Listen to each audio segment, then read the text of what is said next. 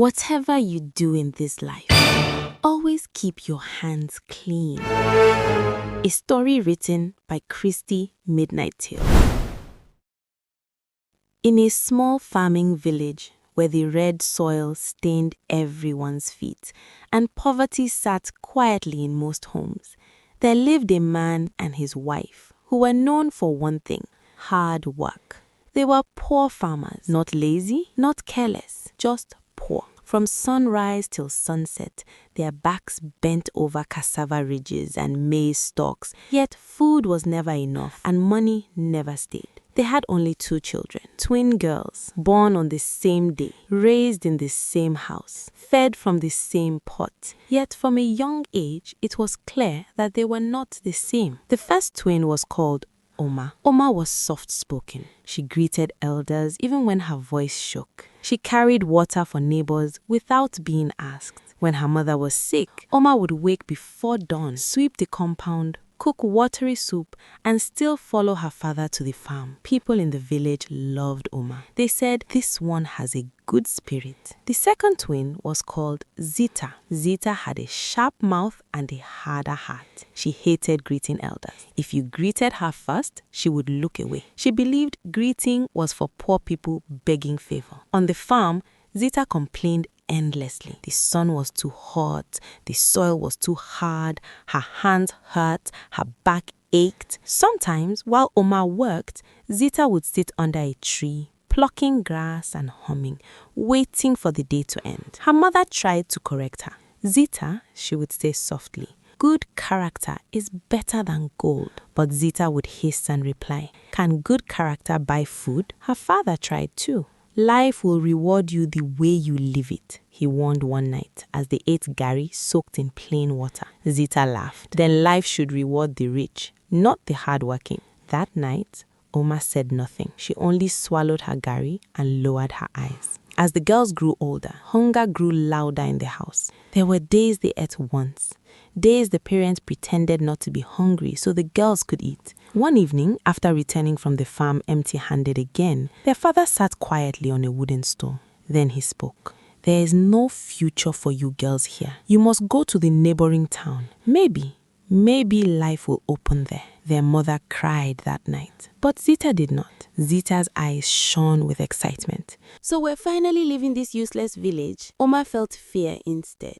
Leaving meant strangers, harder work, unknown dangers. But she nodded respectfully. "If it will help the family, I will go," she said. 2 weeks later, with small nylon bags containing only 2 dresses each, the twins left the village. At the edge of the village, their parents prayed for them. The mother held Oma longer. "Never change," she whispered. The father looked at Zita and said one last thing. "Wherever you go, remember, reward follows labor, and labor follows character."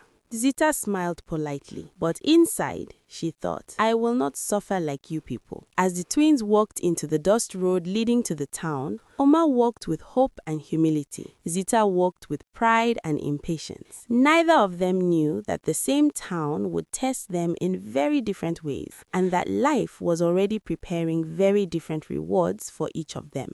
When they finally arrived the next town at noon, they were very exhausted. They found a small clearing under a tree and sat on the soft grass, trying to catch their breath. "Why is it so hot here?" Zita complained. "Why did father even send us to this town? I could have stayed home." Oma said nothing. She only took out the last piece of dried fish in her bag. She could hear the grumbling of her stomach, but her heart led her to someone else first. A few steps away, huddled near the market, sat an old man. His clothes were torn, patched roughly in several places, and his feet were bare. His face was wrinkled, his eyes tired. Yet when he saw them approaching, a faint smile appeared. He extended a hand, trembling slightly, begging for coins or scraps. Oma's heart ached. She tore off a small piece of dried fish and held it out to him. "Please, sir, Take this, she said softly. The old man's eyes widened and a grateful smile spread across his weathered face. God bless you, child, he said, bowing slightly. You are very kind. Zita's reaction was immediate. She laughed loudly, a harsh, unpleasant sound that cut through the market noise. Look at him, very ugly. He can't even afford proper clothes.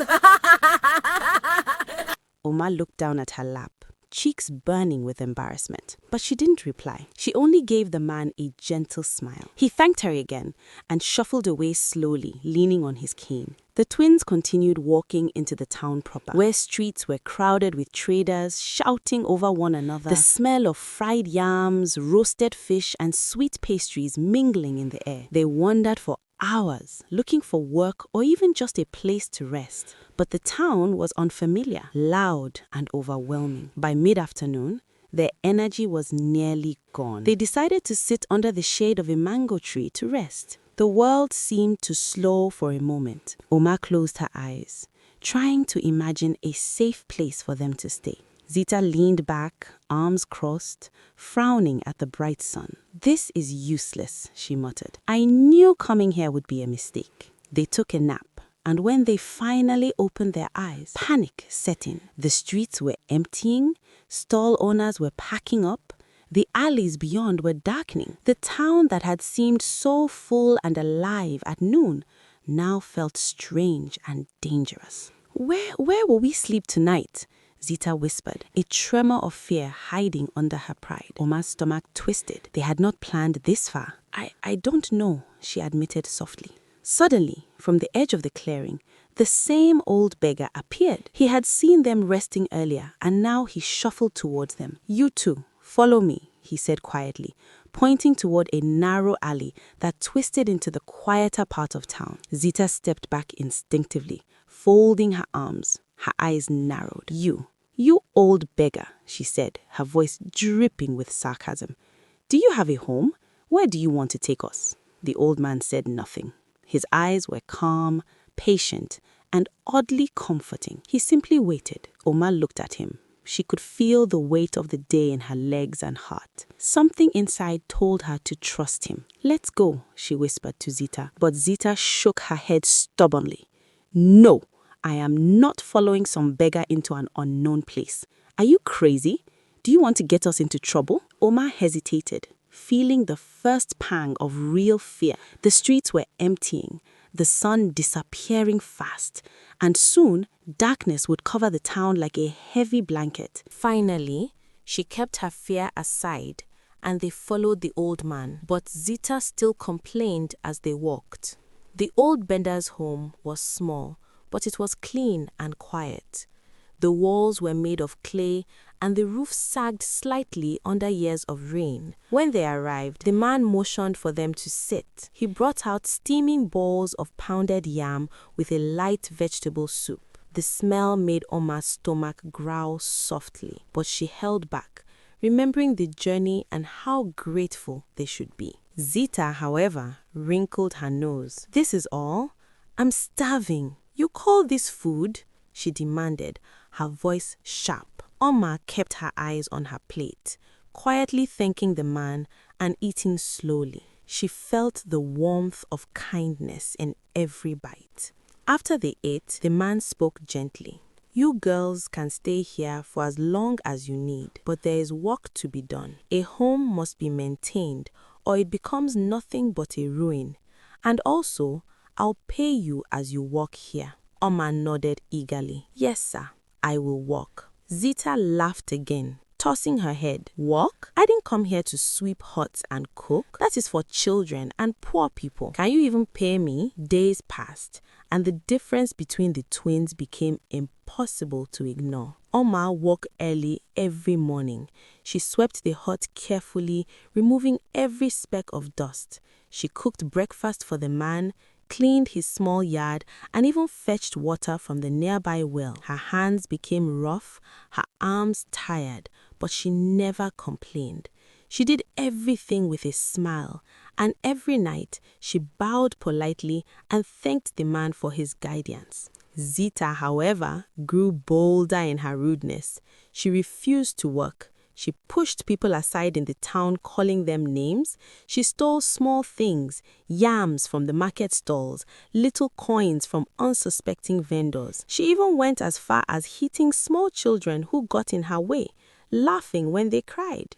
The townspeople whispered about her cruelty, but she never cared. Oma, however, remained the opposite of her sister. She earned the respect of everyone she met. The man watched her carefully and saw her diligence. Months passed, and the twins grew stronger, older, and wiser in their ways. The town began to feel like home, but their hearts told very different stories. Then one fateful day, everything changed. Zita was wandering the hut, looking for anything she could steal. She had convinced herself it was the only way to survive, and her mind was sharp for finding small treasures. As she rifled through a clay pot in the corner, her fingers brushed something hard and cold. She pulled it out carefully and gasped. It was a precious stone, shining faintly in the dim light. Her eyes widened in disbelief. A thrill ran through her chest, louder than any excitement she had ever known. She hid it quickly in her bag, her heart hammering, "This will be mine. No one will know." Meanwhile, in another room, Oma was sweeping the second chamber of the hut. Her hands moved rhythmically over the floor, dust and dirt disappearing under her careful strokes. As she swept, something caught the sunlight streaming through the window, a flash of brilliance in a corner of the room. Oma bent down and saw a diamond, small but perfectly cut, resting quietly on the floor. Her first instinct was not to take it. She remembered the man's kindness, his guidance, the food, the roof over their heads. Carefully, she picked it up, polished it with her sleeve, and placed it safely in a small cloth for the man to find later.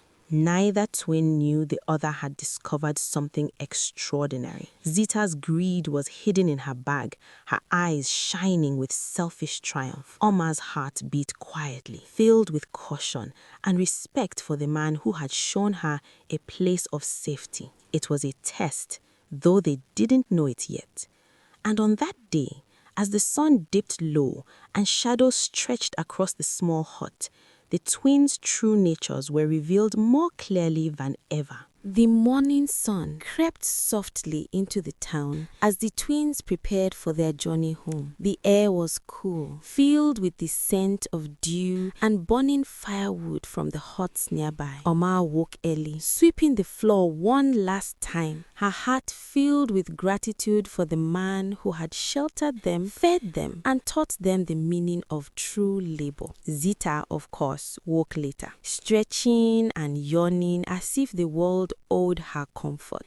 She had hidden the precious stone carefully in her bag the night before, thinking she had outsmarted everyone. The old man appeared, smiling softly. In his hands were 2 calabashes, the kind that could hold either food or treasure. He placed the first one gently before Oma. "This is for you," he said, his voice calm and steady. "For your labor, your diligence, and the goodness of your heart, for being a hardworking and kind girl." Oma's eyes widened. She knelt and took the calabash carefully, placing it gently into her bag. "Thank you, sir," she whispered, bowing her head in humility. Then the man went to Zita's room. He lifted the calabash and froze. The precious stone he had placed there the previous day was gone.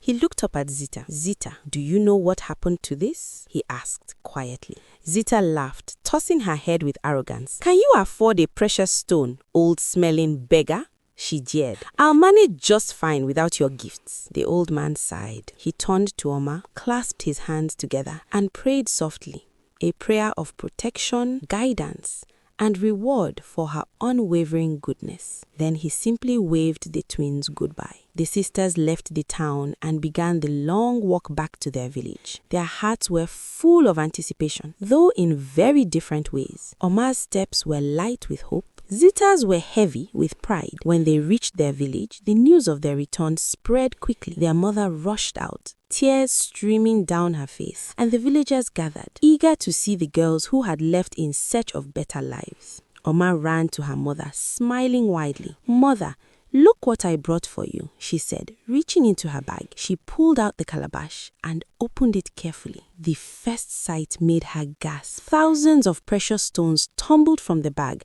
sparkling brilliantly in the sunlight. Diamonds, rubies, sapphires. They spilled out, more than anyone could have imagined. The villagers gasped, eyes wide. The mother wept, holding her daughter tightly. Oma smiled humbly with tears in her eyes. This is truly the reward for labor. Then Zita stepped forward, reaching into her own bag to show off the money she had stolen over the month. But as she pulled it out, roaches crawled from the bag, spilling onto the ground. The villagers shrieked, stepping back. Zita froze, her face pale and her pride crumbling. All her greed, all her cruelty had led to nothing but shame. The contrast could not have been starker. Oma, humble, kind, and hardworking, was richly rewarded beyond imagination. Zita, proud, greedy, and cruel, was left with nothing, her ill-gotten gains crawling away in shame. The mother looked at the twins, tears still on her cheeks. She whispered softly, This is the truth of life. Goodness and hard work will always bear fruit. Cruelty and greed will only destroy themselves." And so, the twins' journey ended as it had begun. Oma, guided by virtue and patience, returned home victorious, her heart full of gratitude. Zita, blinded by arrogance and selfishness, was left with nothing, her ill-gotten gains crawling away in shame.